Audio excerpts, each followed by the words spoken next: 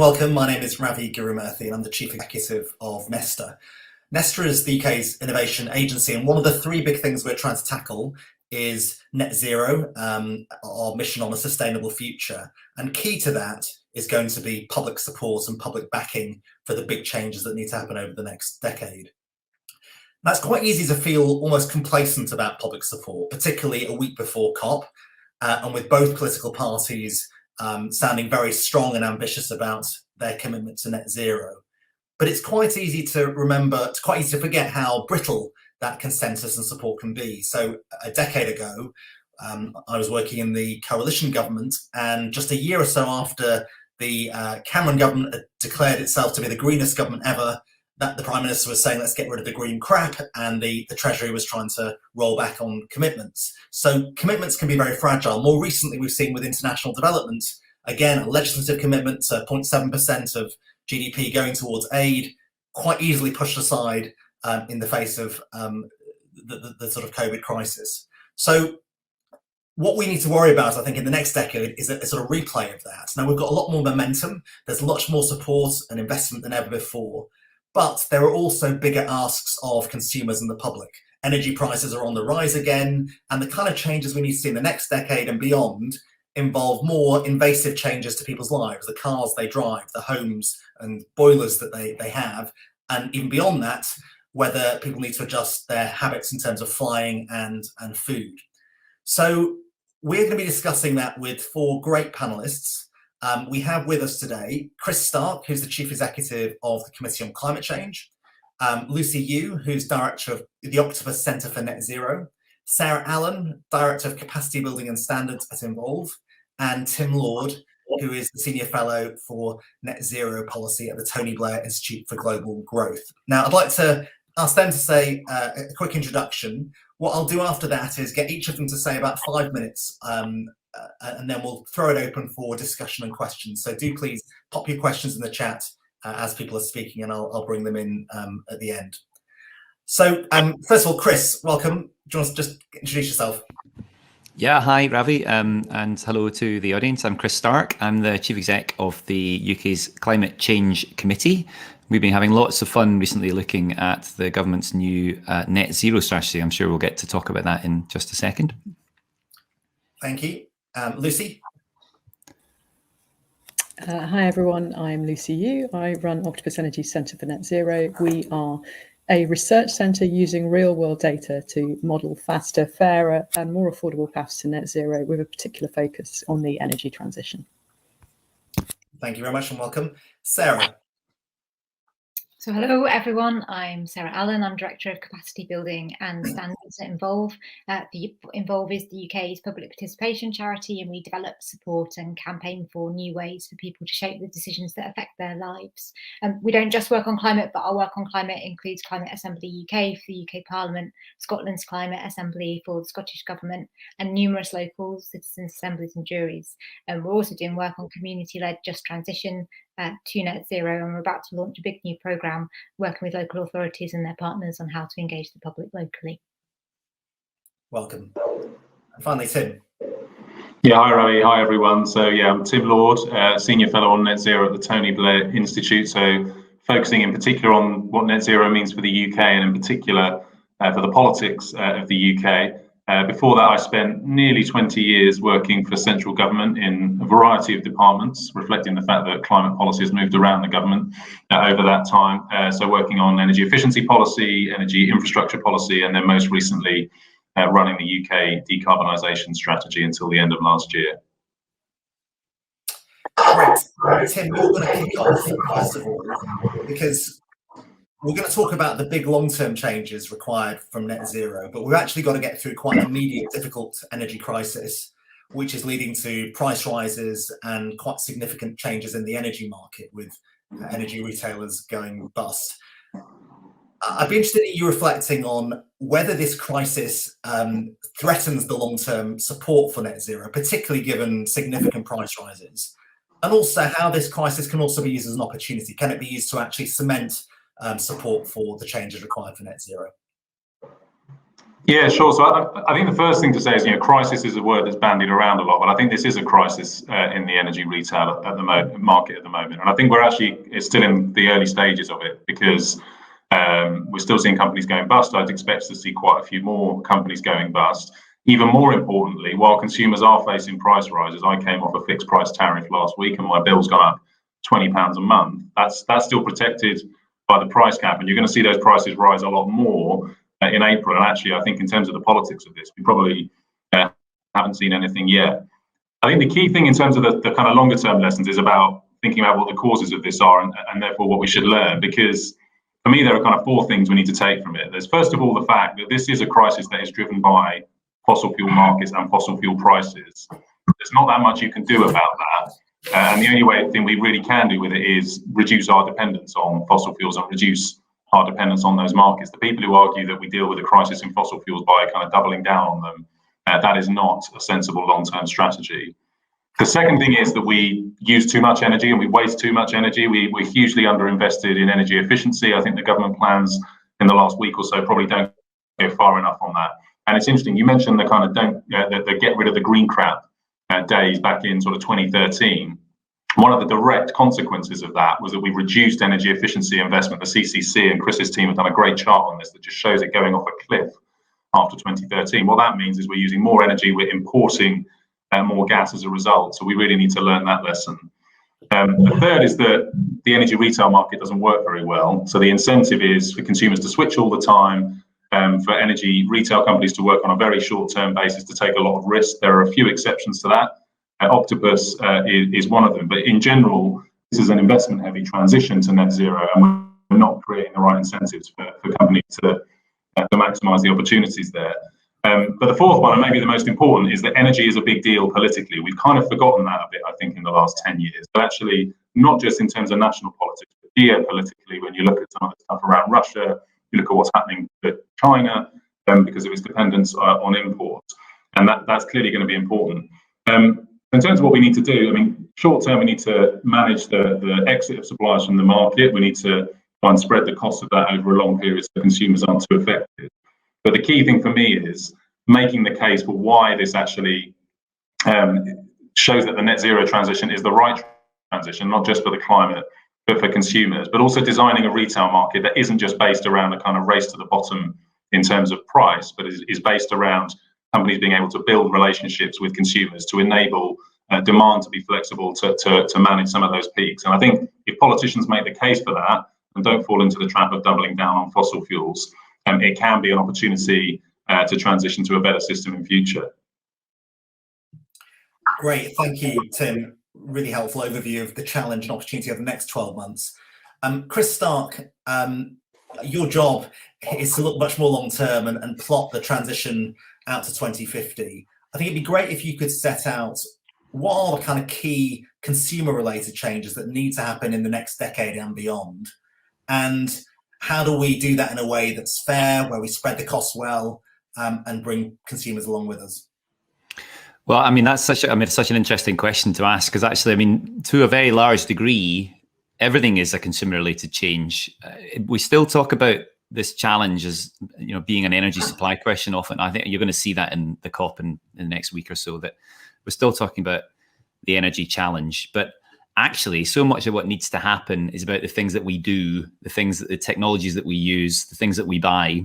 And that bit of the challenge is now coming into view, I think, particularly here in the UK. You can see the kind of next set of debates are not so much about how we generate electricity, for example. They're much more about the things that we do in our day-to-day lives. So it's worth just standing back from all the things that the government put out in the last week. 2,000 pages of stuff. So it's quite an astonishing amount of new material to plough through. And we've been trying to do that in my team. And I think what they're effectively saying is quite a seductive story, actually. They're effectively saying to consumers, to people, we'll take care of decarbonising electricity and industry. You just get yourself ready to switch the things that you use in your everyday life and be confident when it comes to, you know, the mid-2030s that electricity is going to be green. And that's I think quite a good way of communicating what needs to happen. It fits quite well with what we've said. We talked about the next 2 decades ahead being kind of really critical. You can frame them up as being the 2020s about kind of scaling up getting ready, I suppose, moving to the point where you've got supply chains for all the new things that you'll need, that you're in the position to do it. 2030s is the big challenge of rolling everything out, and that's when you get the really sharp emissions reductions as a result of everyone moving to these low carbon technologies. That's broadly what the government is saying as well. So they're saying that by around 2030, that mass switchover is really what needs to happen for the consumer. That's when the government has said they're going to phase out sales of petrol and diesel cars. Around that point, we'll already be phasing out sale of things, fossil fuel boilers. I think broadly, people are probably ready for that move to electric vehicles. They might at some point be ready for the move to heat pumps. Maybe that will follow a similar thing. Jury's out on that. But interestingly, we in our work see a role for what you might call more direct behavior changes. So lifestyle changes, changing diets, because that frees up agricultural land. So you can plant more trees, bearing down on the growth that we see in the demand for flying in the future. There's nothing at all from the government in those things. And perhaps that's not surprising, but they've really kind of stepped back from anything that looks like it might kind of interfere, I suppose, with those patterns of behavior. That's going to make the challenge of moving to technologies higher risk. The technology challenge is really where the government sees this thing overall. So when you look even more widely at some of the other things that we need to do, like energy efficiency, retrofits in the home, more home insulation, not much on that either. And I think that's the kind of challenge, I suppose, now, is that we've got a government that's not keen on those sorts of changes. We would say that all in combination, those changes to demand make the challenge easier, but we haven't got a government that's shown itself particularly willing to do that. So we're going to have to look even harder at those technology changes, which again comes to the consumer. And I think the overall thing that the government is saying is, look, don't worry about that if you're a consumer. We're going to ask business to take care of this. We're going to put mandates on various businesses to do various things. They are going to be responsible for bringing the cost down for the consumer. The consumer will make the switch. It won't be painful. But actually, that's quite a high risk strategy overall. And it prompts the final point of the question you were asking, was about how you do all this fairly. And of course, if you're rich, you can buy a Tesla today. But of course, the challenge is going to be that there are large parts of society who are not in the position to buy those high cost, sometimes, technologies. And we have to rely on the market to bring down the cost for those people, or this switch is going to be painful and expensive for them. And I think that's the biggest gap, I suppose, I can see in the government strategy, is that we haven't got much on what you might think of as the kind of distributional impacts of this from the government, from the Treasury. We haven't got much on how we'll protect vulnerable consumers. So it's still a lot to do on all this, but it's quite interesting now to see how the government is bringing it together. Thank you very much, Chris. One of the things I know that you're interested in is the role of climate assemblies and deliberative democracy in how we embed better public support. And we have Sarah Allen, who's going to talk more about that now, and in particular draw out what are the lessons for how to do climate assemblies and deliberative democracy well at scale, and how can they actually be effective. So Sarah. Yeah, thank you very much. So I'm going to break that down into how you do them well, how you do them at scale, and then why they're effective. So in terms of how we do these things well, these are really tried and tested methods now. They're being used increasingly around the globe. They're being used increasingly also in the UK. So I talked about in my introduction, Climate Assembly UK, Scotland's Climate Assembly, all the local processes that are happening around the country at the moment. And if you really think about any area of a deliberative process, be that how you recruit the participants, be that the transparency, facilitation techniques, areas around inclusion, how you plan for impact, we know how to do it in a really high quality way. If you commission one of these now, you should expect a really high quality piece of engagement. That doesn't obviously mean that practice around them is a standstill. So as with any field, new areas get explored all the time, but we know that these methods are reliable, we know they're effective, and we know how to do them. So if you like, how to do them well is kind of a less interesting question to me. The question that's kind of more interesting in what you posed is this question of scale, and how do you do that? How do you scale them? So I think there's probably three aspects to that, or three ways you could scale. So the first is you could scale by having more of them. And that's where the kind of idea of local areas running these, of housing associations, for example, running these really comes into play and gives you that much broader reach. So there's been a really good example recently, Social Housing Tenants Climate Jury, run by the Northern Housing Consortium, which did a process just with residents of social housing, looking at how to retrofit homes, which I know they found very useful. That's one example. In Bristol already, we've seen their Citizens' Assembly include a question quite specifically on how we reduce the impact of homes on climate change. So that's one way to scale more processes at a more local level. Another way to scale is for processes that are running to have more impact. So that's about profile, in part, as you saw in France with their Citizens' Assembly over there, that was obviously backed by President Macron. But another way to do that is to have processes around citizens' assemblies, so calls for evidence around them, chances for people to input ideas. So in Camden, for example, they did a big process before their Citizens' Assembly on climate, where they went out to schools, where they went out to the community to gather ideas that were then put to the Assembly. So that's another way to kind of make more people touched and involved with the process. And then I think the third way to scale, which is sort of the one that I'm personally a bit less sure about, is to increase the number of people involved in these processes themselves. So Jim Fishkin's team at Stanford University have created this potential monster, I think, which is an automated facilitator. So the idea is that you have kind of thousands of people who can take part in the process, and the computer moderates their discussion, and it tells you if someone's dominating the discussion, if it checks for swear words and related terms. And the idea of that is you could have many more people involved at the same time. So I think that's got some legs actually, but probably has some quite profound impacts from inclusion, which would be the ones to watch. There's also work from people like Public Agenda in the States, and they have a method called Text, Talk, Engage, where people text, they're in groups and people text on their phones and they get questions and information and videos to watch through. They deliberate themselves and then send their answers back, which is another way to give people kind of an experience of taking part of these processes in a way that's potentially quite a lot more scalable. So that's kind of what we know about how they work well and how they're scalable. In terms of why they're effective, well, I think the thing here is that they're effective for everyone. They're effective for the people who commission them. They're effective for the people who take part. And actually, in many ways, they're effective for people who don't take part too.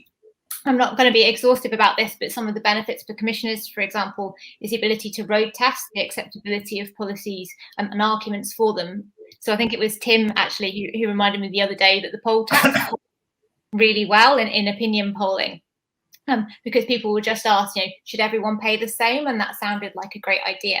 But, and obviously that didn't go so well when it was launched. So if you have these processes that allow people to properly understand policies and the ins and outs of them, that shouldn't happen. You should really understand what public concerns are before they're launched. And that in turn can give decision makers confidence to act, confidence about how to argue for policies, and so on. You also get much better informed policies because of reasons around collective intelligence and bringing a diversity of people in the room. And one of the easiest ways to conceptualize that, although this isn't the only way it's relevant, is the impact of these processes around questions of fairness.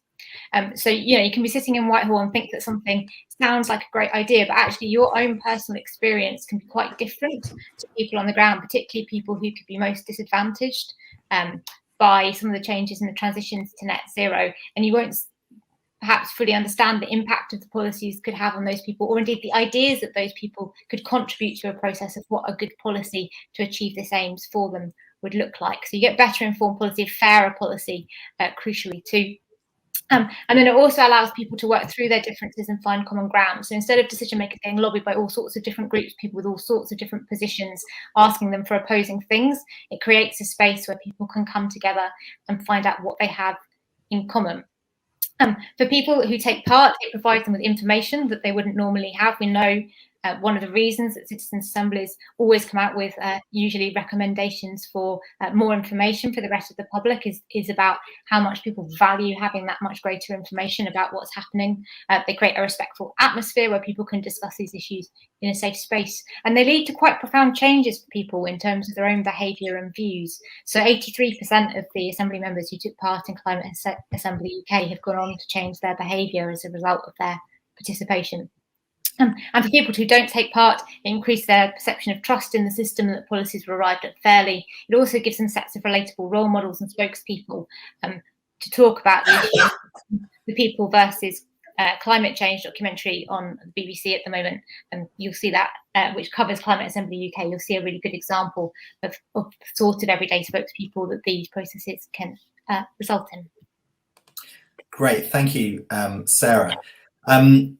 Lucy, I mean, another way of thinking about this is to not focus on public attitudes and people deliberating about the major changes, but actually just to try and make the product aspirational, cheap and effective. And that's what you're trying to do, particularly around heat pumps.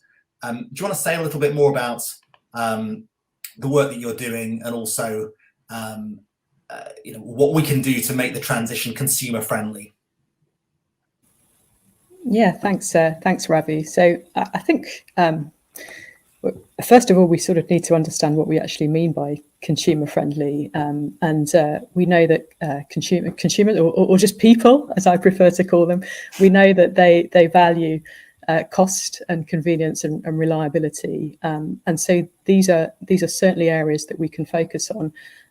I think when it comes to cost, actually the provision of grants and means of helping those early adopters invest in these technologies are extremely valuable there. We know that in technology as a general field, there's a concept of learning effects, and this refers to the idea, the concept that technologies become cheaper as they scale.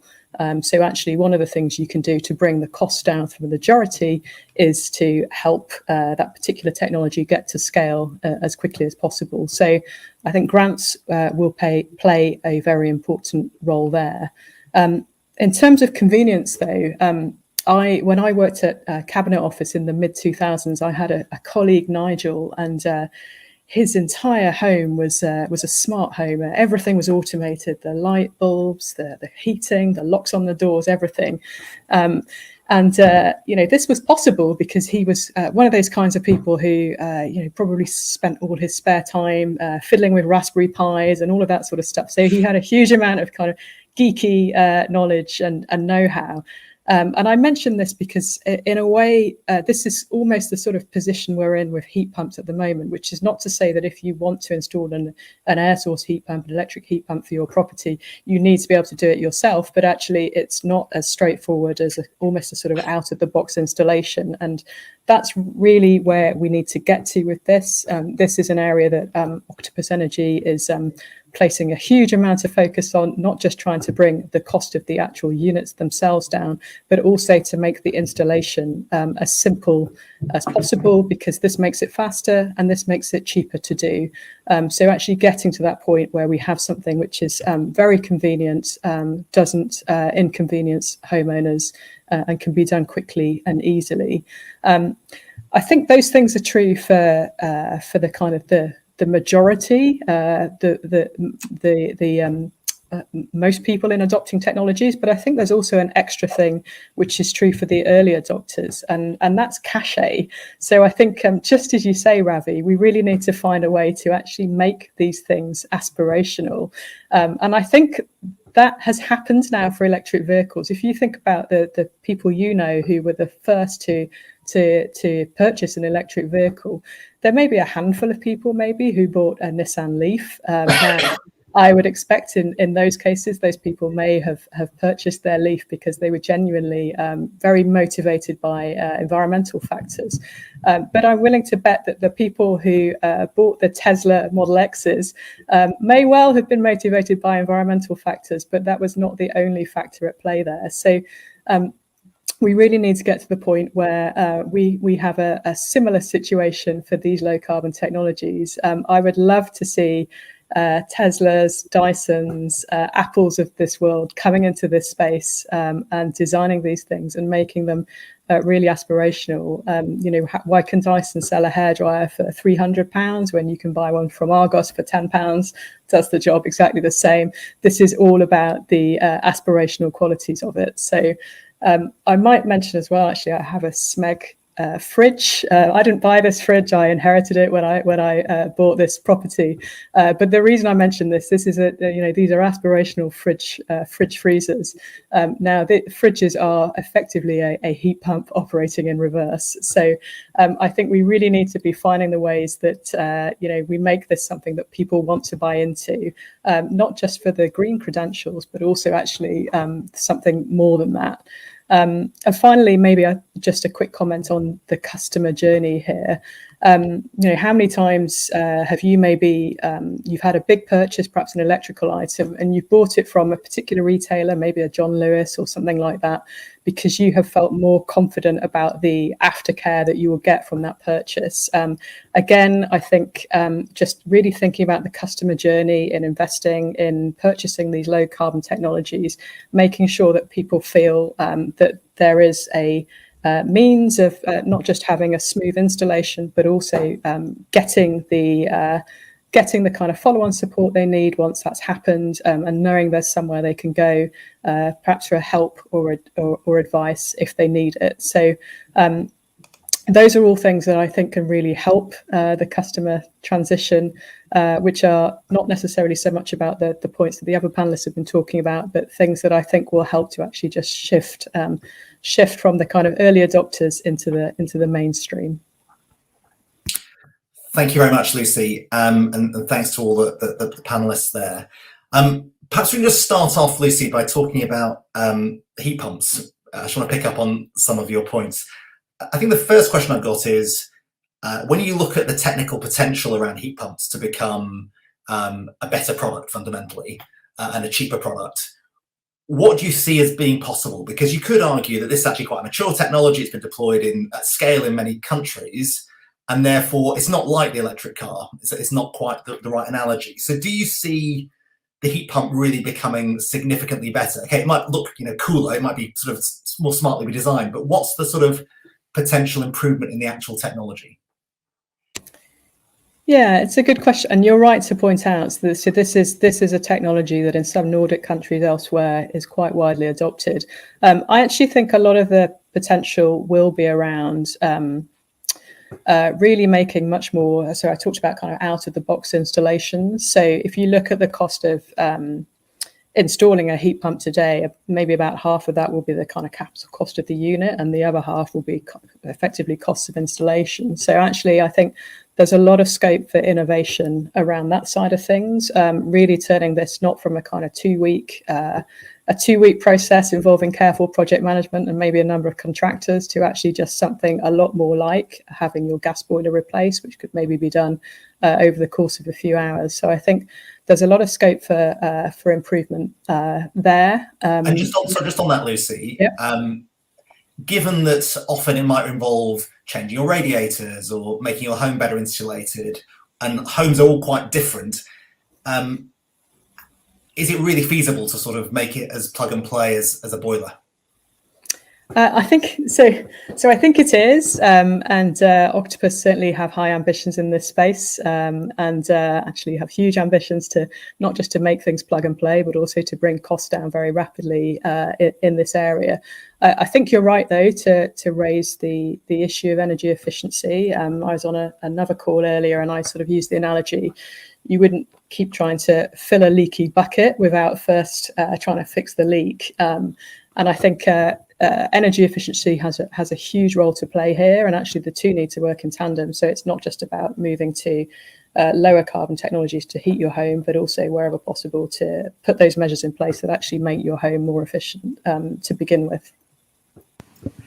I'd like to bring in Chris and Tim on this question, because to some extent costs and improvements in the technology will come from scale, and we're starting to see hopefully a little bit of that with the extra money that government recently announced. But is there more that needs to be done or can be done to foster innovation in the heat pump market? Tim, I don't know what you want to tell Chris. No, let Tim take it. I think that's a hard question for him.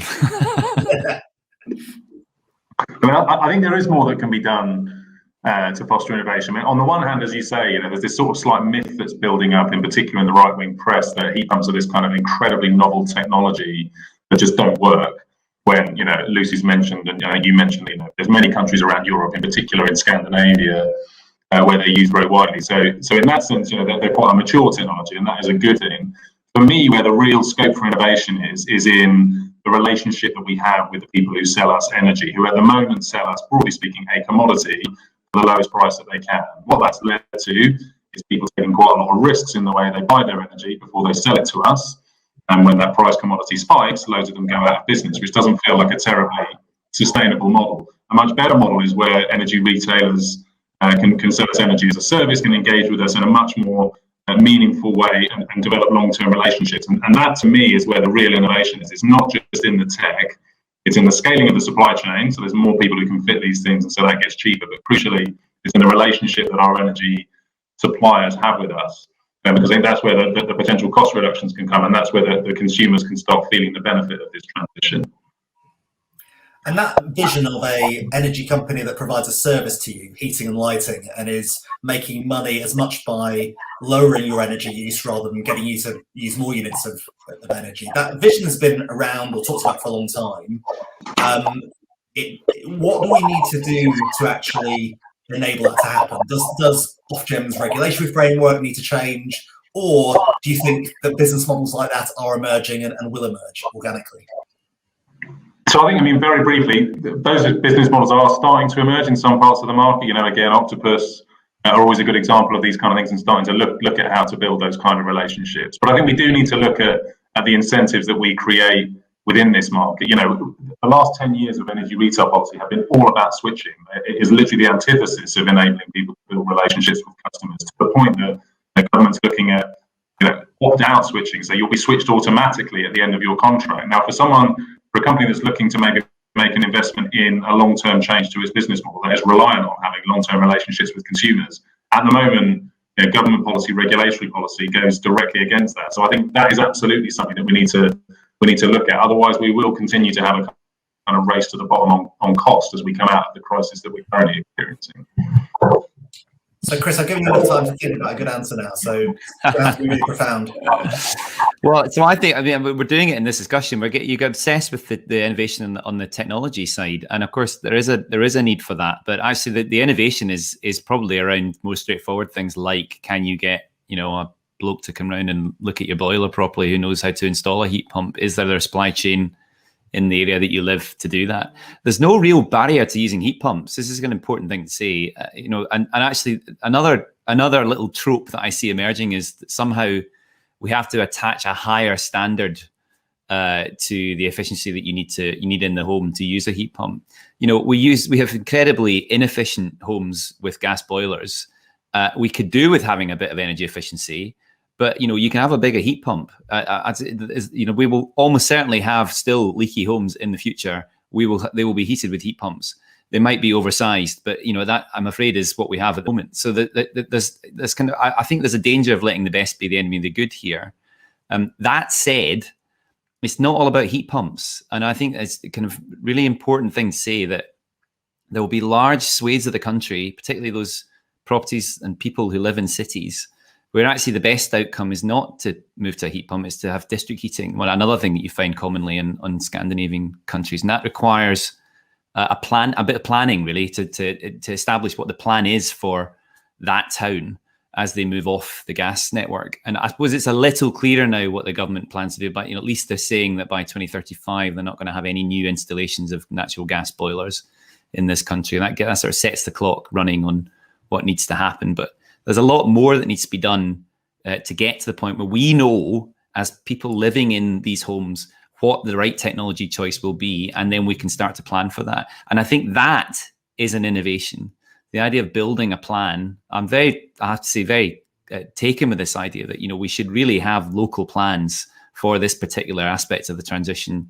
Then local supply chains will grow. There's trust that comes with that potentially.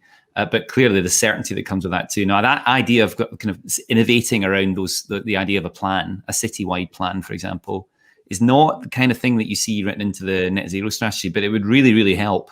I mean, I live in a lovely flat in the West End of Glasgow, but it is going to be very difficult to get a heat pump that can heat it. I'm happy to try, but it would be much better if I was connected to the district heating network that's literally 2 streets away from me, that Glasgow University has just put in. So, that kind of idea that you need to know what the right pathway is the sort of innovation I think we really need. And it's quite interesting to go back to some of the work that Sarah led with the Climate Assembly.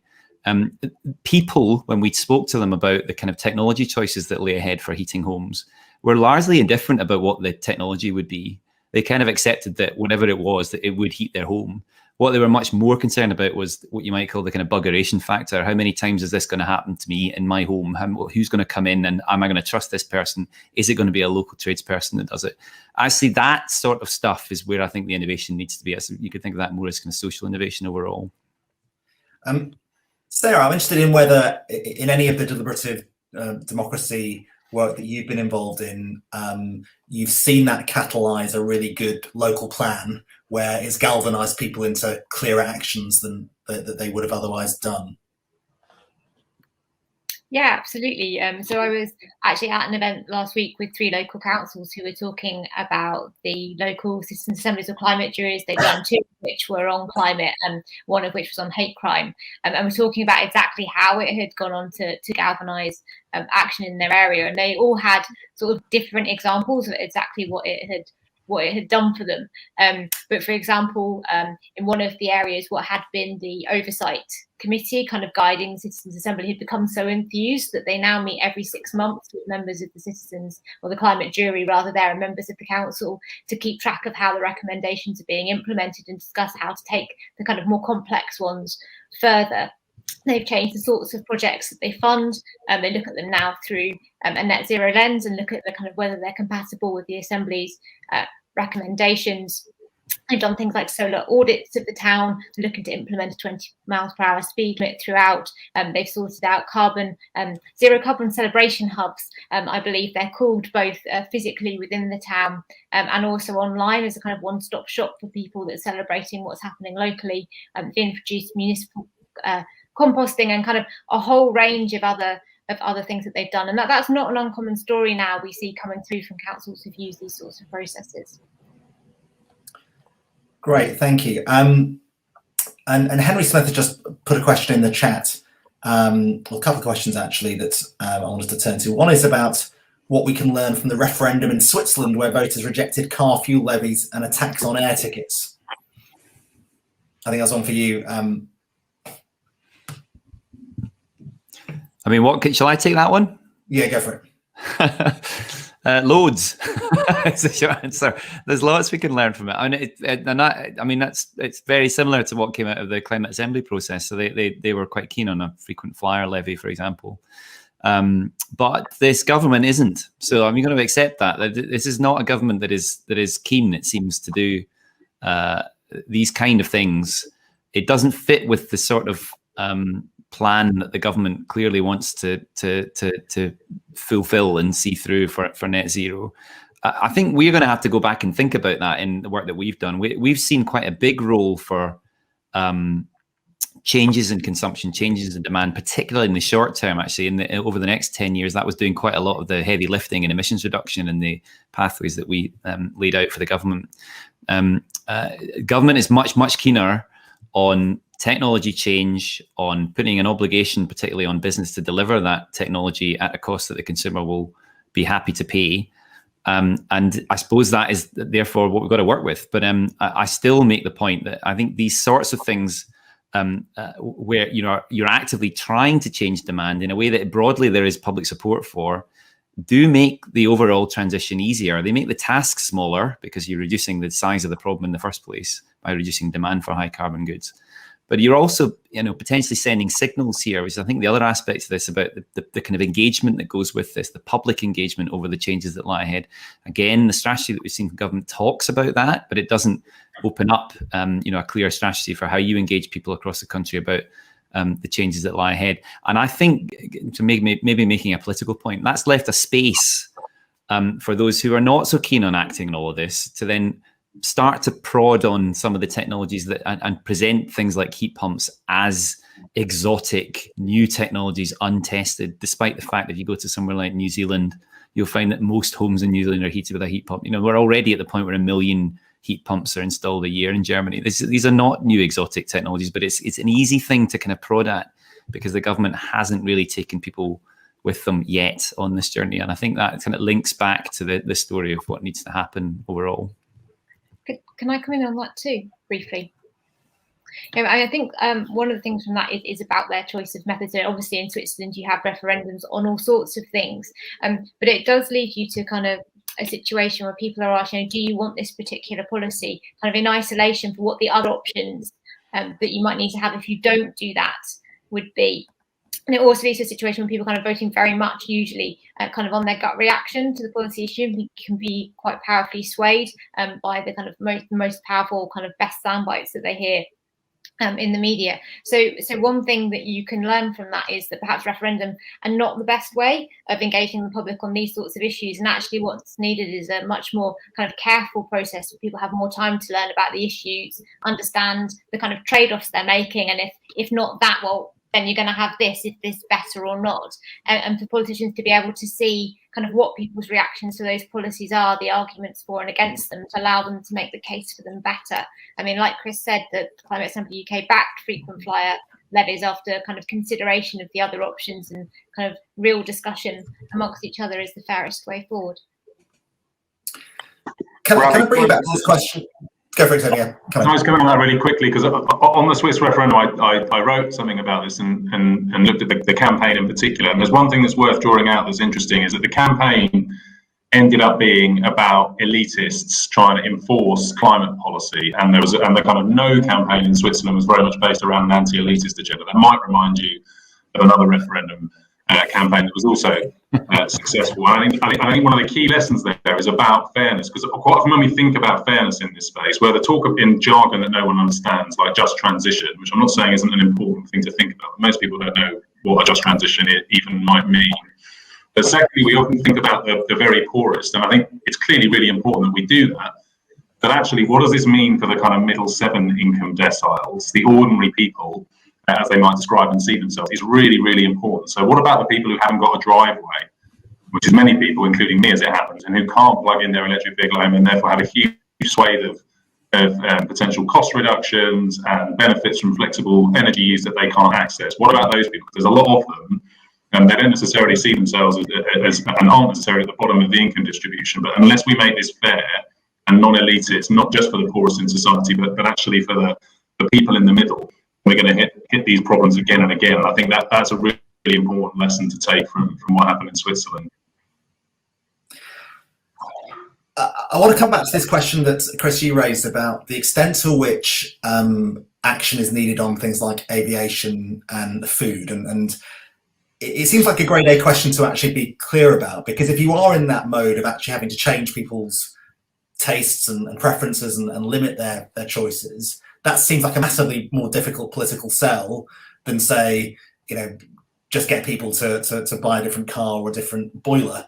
And I think there's 2 questions really. One, to what extent, if you look at pathways that don't try to limit demand on aviation or meat eating, does it become difficult to get to net zero? And secondly, when is the right time to actually mount this argument? Because you could well argue that you might want to sequence it, you might want to prepare the ground, and going too hard now might contaminate the more easy to do behaviours, ones that aren't about changing lifestyles, and make it all feel a little deep green and therefore put people off.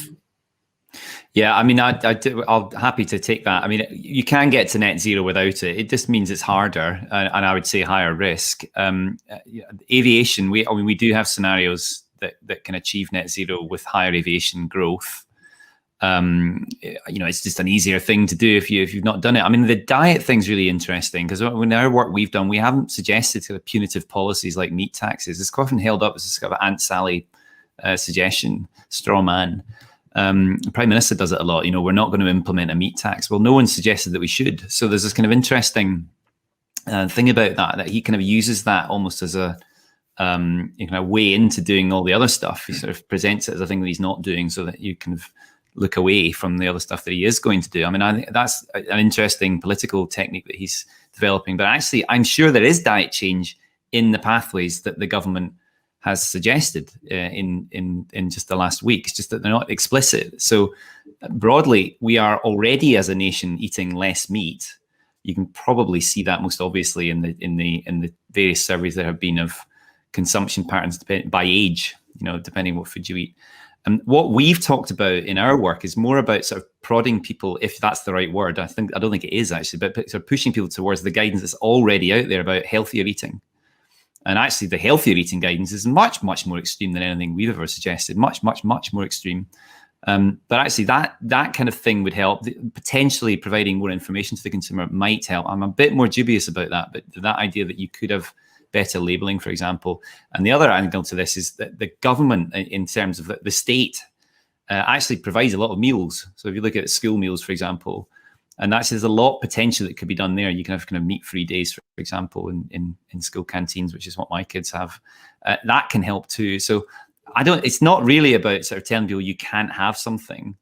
The aviation one is probably where the biggest battleground is, I would say. I mean, if we look at aviation, there are certainly pathways to achieving net zero without trying to constrain demand. But, it starts to, when you get to the 2040s, aviation looks like the biggest sector for emissions. So, you're kind of cutting off one of the really good pathways to achieving it. And you raised, Ravi, a really interesting point about when is the right time to talk about these changes in consumption patterns. And I suppose that's down to the politicians. But I mean, we would say that it's better to kind of gradually achieve these changes over time. So it's the right thing to do to flag that they help overall. The diet one, just to come back to that for a second, really does matter, because if we don't see a change in the nation's diet, then it is going to be difficult to free up farmland to do what we need somewhere else, which is to plant trees and to grow energy crops. So there is a link here, and we are a particularly constrained island when it comes to the availability of land. So the government can't really duck this forever, but I suspect there is more in what government has published than has been made explicit. I think the diet question becomes really interesting when you look at it on a global scale. So when you look at some of the global models about what would happen if poorer countries start having the same diet as say the States, it becomes pretty impossible to meet net zero targets. So the degree to which China becomes more like the Mediterranean rather than Texas kind of matters massively. But even in the UK, I think this is going to become a more important issue, but it may well come through the focus on healthy eating and obesity as much as the focus specifically on climate change. Can I turn to this question about fairness, because I think, Tim, you picked up on it before, and it's also a question that actually Henry Smith has asked about many of those who live in the most energy inefficient, poorest quality homes are older people. How can we better influence behaviour of this age group? I just want to broaden this question, though, not just about, specific groups. I mean, maybe Lucy, you could pick up that question about, are you segmenting the market enough in understanding about how you can get to the kind of groups that Henry mentioned? But I'm interested in others' views on how you make this transition feel fair, because it seems really, really important to avoid this perception of winners and losers. It could really derail the agenda. Lucy. Yeah, thanks for the question. So I guess just looking at again so how do we influence behaviour of different groups and how do we ensure fairness? I think we talked a lot about raising awareness, which is obviously the first step in the journey really of influencing people's behaviour. I think really we need to understand.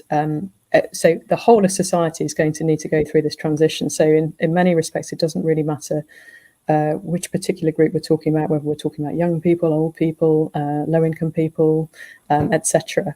I think what's really useful here is to try to understand what are the particular barriers or the particular challenges for each of these different groups. So in relation to older people, there may well be a perceived I guess a perceived reluctance to invest in some of these technologies if they think they're not going to get the full kind of payback later down the line.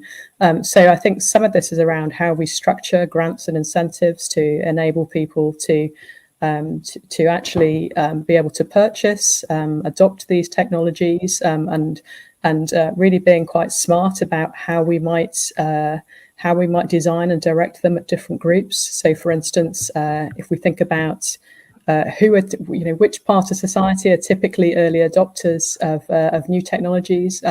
Younger people are certainly in there. Younger people may well have a more kind of green attitude as well. So there may be things that could be done around, for instance, incentives for people to purchase their first homes. So younger people, obviously, because of the housing market at the moment, find it very difficult to get onto the ladder. There are existing schemes around to support that. actually those things could be combined with also incentives to help those people as they get on the ladder also purchase those technologies and do other things to make those properties more energy efficient and more low carbon.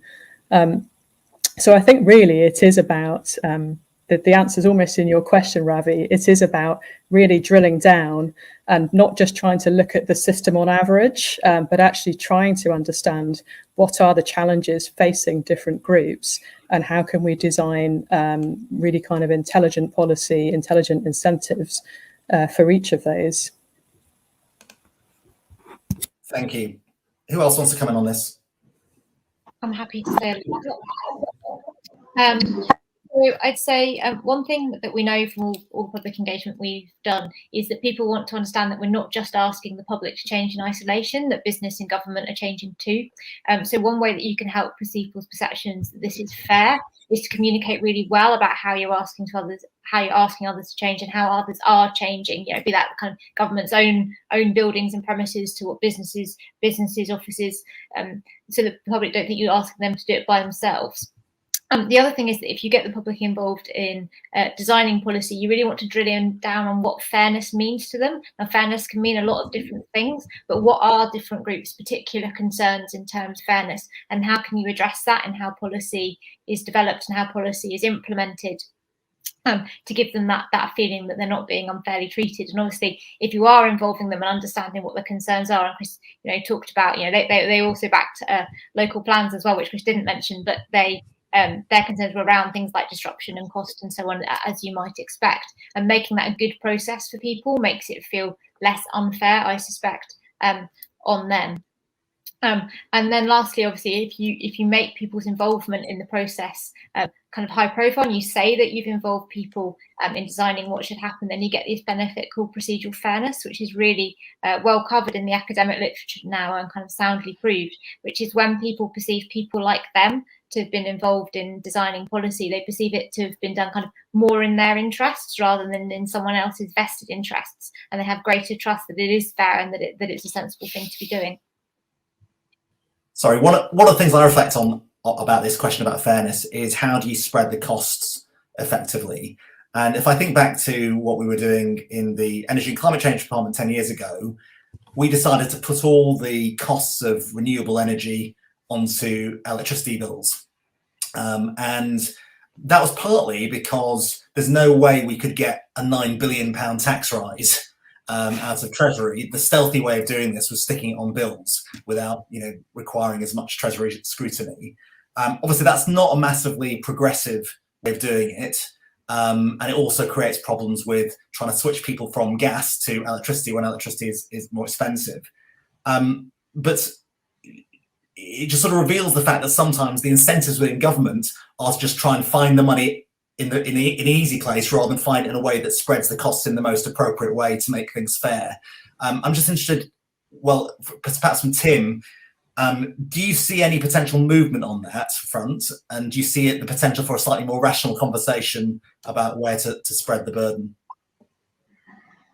Yes, well, I think specifically on electricity and gas, I was in the Energy and Climate Department at the time as well. As you said, £9 billion felt like a lot of money then. I'm not sure after the last 12 months of borrowing, it feels like quite as much these days. But it was kind of felt like a rational thing to do at the time, but clearly now is irrational in the sense that we are disincentivizing people from using the fuel source in terms of electricity that we most want them to use.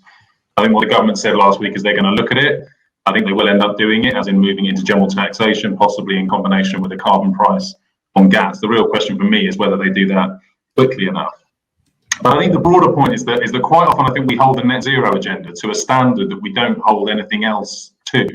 So is this agenda in a sort of hermetically sealed way going to be delivered in a fair way? And if you look at the investment numbers that say Chris and the CCC, you're talking about 40 billion a year. Now, not all of that will be public money, but even if it were, that's about what we spend on defence every year. And what we don't say is that defence spending collapses the economy and is fundamentally unfair to poorer people, because we spread the costs by looking at the tax and the benefit system overall, and ideally doing that in a fair way. Now, you can debate whether or not we achieve the level of fairness to which we should aspire, but we certainly don't say that we shouldn't spend money because it's just not fair to do it. And I think similarly on the net zero agenda, we have to be looking at it doing it in a fair way. But we have to be looking at that in the broader context of the tax system and the welfare system overall, because I think there are ways of doing all of the elements of this transition in ways that are fundamentally fair, not just to poorer people, but to the whole of society, where the burdens of cost can sit in the right kinds of places, whether that's carbon pricing, whether it's road pricing, whether it's how we spread the costs of the homes transition as well. Great, thank you. Sarah, I want to turn to you to pick up on the question on climate assemblies and I'll ask you a few follow-ups. I think my main question is about the extent to which climate assemblies can actually help shift norms within a given area. So you talked a bit about the benefits to the individuals who participate, and I'm sure that's true. But do you see, and have you been able to measure the way in which going through a local climate assembly and then sharing the kind of results creates a different environment for the wider population? Because for me, that would be particularly impactful, but I don't know what the evidence suggests on it. Yeah, I think there's quite a difference here in terms of different engagement methods. I haven't seen loads on climate assemblies specifically, like proper academic research on that yet, because it's kind of still coming through the pipeline. But if you're looking for engagement methods and that achieve that, then climate assemblies might not be your best way to do it. And I think there's been a lot of focus on climate assemblies in recent times, perhaps to the detriment of some other engagement methods that might be better placed for achieving changes like that in certain circumstances. So, for example, if you look at green participatory budgeting, which has been used quite widely around the world now, big processes in Lisbon, also in Paris, where you're having a certain set of money that you're asking the public how to distribute on climate. What you get then is a whole set of ideas from within the community, from community groups, from businesses, from individuals, about how that should be taken forward. Then a whole process of campaign around that, and then a public vote. And if you're looking for something that kind of really raises the profile of the issue in the area, really galvanizes kind of people's creativity and their enthusiasm to do something, then that might be a different process for you to use. What that doesn't give you, depending on what you're looking for, is a sort of detailed kind of quality input into a particular decision that you might be going to take, which is where deliberative processes are really useful. That said, we know that people who are involved in climate assemblies both recommend things about how to engage their local communities. I know, for example, that the citizens jury that's looked at social housing in the north has recommended having a show home, which is retrofitted, and that's something that the social housing groups hadn't thought about, so that people can come and see it and kind of have a look around it as a good way of engaging. So you get these ideas that allow you to communicate better coming out of these sorts of processes, but also you get spokespeople. So you get relatable local spokespeople who are often kind of really enthused to keep going in the area and do more. So if you then work with them, both in a communication sense and an outreach sense, I think you've got some real possibilities. But I'm not sure that anyone sort of an academic's followed that yet, and someone's done that and really used that potential yet to know for sure to what extent it makes a difference on citizens' assemblies specifically. And can I just, there's a question from Nathan Cabley who's asked about the French Citizen Assembly on Climate also rejected carbon taxes in spite of expert recommendations. Just wondered about whether you had any reflections on why that happened and what can be learned. So I wasn't at the assembly to know kind of exactly what arguments, why people rejected it. But I'd say, I mean, there's two ways to look at that. So one is that maybe they supported other alternative policies, and you need to have a look at that. And so is there, a particular reason you want to go forward with carbon taxes specifically? If you do want to go forward with carbon taxes specifically, then looking at why people didn't like them is really important, and looking at what that says for how your policy should be shaped and how your policy should be communicated. It shows you the current state of public opinion and what people's concerns are. So that's, without having been more involved in the French Assembly, that's what I'd say. Okay, great. We're going to try and bring this to a close, but I wanted to go around each of you and ask one final question, which is really, if you think about, we've talked about a lot of things we know, but a lot of things we don't know in this conversation. I'm interested in if there's one piece of research or one experiment you'd like to run that would help inform this debate about how we win the battle on public acceptance. What would that be? What's the one piece of research or one trial? And this is probably quite selfish because I'm partly thinking about shaping our own work at Nesta. So difficult question. I'll probably give you a minute to think. But if someone's got a knee-jerk response, I've got one, Ravi. I mean, I've already said it earlier. I mean, my belief is that the fact that we have to decarbonise every home across the country by some means, as yet undetermined, leads me to think that actually it would be better to have these town-wide, city-wide plans that I talked about earlier. And I'd love to know. I don't know if we can set up a controlled experiment to do this, but I would love to know whether I am also right about my belief that having those plans is a tool of good engagement, a way in which we can actually bring people into the discussion about those changes that lie ahead. Because I did have my eyes opened by the climate assembly process that Sarah organised. That it actually the people on that assembly were not overly concerned about what the means was to decarbonise their home, which is largely what policy makers are concerned with at the moment. You know, is it a heat pump or a hydrogen boiler? It's largely the discussion that we've been having so far. They were much more concerned about, you know, who did the work, the extent to which people could be engaged in that plan and could have some purchase and some, you know, some agency over it, and that, you know, into the, you know, the extent of the extent of disruption that would come with that. So I sort of wonder whether it would be possible to do a town-wide plan that had that deep engagement and see whether that did change the broader outlook on some of the other climate policies. And Chris, would you be looking in those local plans for localities to actually make some big choices, like how to decarbonise homes and whether to go for heat pumps or another technology? Because it does feel like one of the problems is if those options are always open, it can be a recipe for inaction. You can already see people saying, "Let's not act now. Let's wait. Let's see what the right thing to do is later." Yeah. So the neat thing about the UK Climate Assembly was that the question was constrained, which is one of the reasons why I was happy to be part of it. Actually, it wasn't about whether to have a net zero target, because the Parliament had set that target already. It was about how to achieve it, and that was a much more interesting question to ask, I think. So if there's a sort of constraint around this that we have to, particularly about homes, because we have to decarbonise them. You know, the question whether you can constrain the question similarly. I often think of the good people at Teesside at this moment. So if Teesside, at the end of the road, you are employed in the production of hydrogen, it doesn't matter what some person in Whitehall with his energy system model thinks about whether it's efficient or not to use that hydrogen. I think it's quite right that you should allow the people of Teesside to decide whether actually they might want to use that hydrogen to keep their homes warm.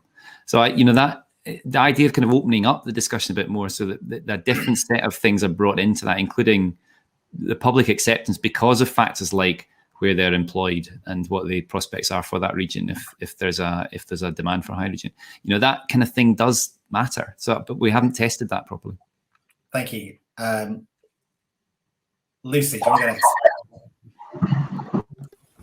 Yeah, I think just following on from Sarah's comments, I think I'd love to do a kind of show, don't tell.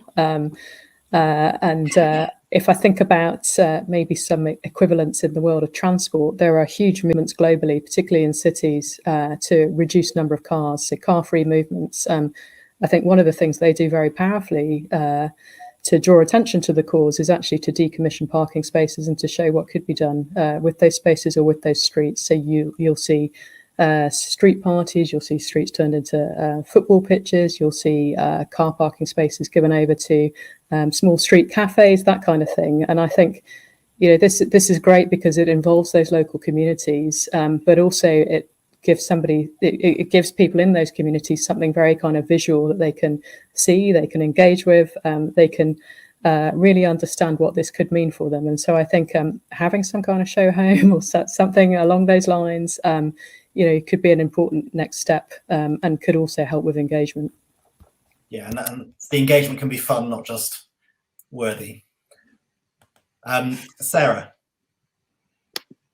Yeah, so just to quickly back up Lucy's point, and then I'll share my idea. So the Bristol Citizens Assembly, the people there who were looking at retrofits, said they should have a show street or a show neighbourhood where you've done all the houses. That's the kind of one step up from the one home idea that came out of the jury in Northern England. And they said that while you were at it, you should do it as a show street for everything, not just a show street for the homes that people can go and experience and spend time in. So that seems to be a popular idea coming out from people in all sorts of ways. My idea was actually quite similar to Chris's. So my dream thing that I would try is a co-design process in a local area.